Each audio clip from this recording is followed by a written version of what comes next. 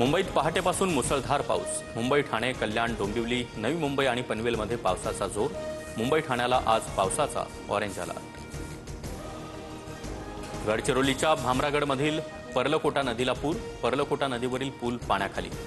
भामरागडच्या जिल्हा मुख्यालयाशीही संपर्क तुटला।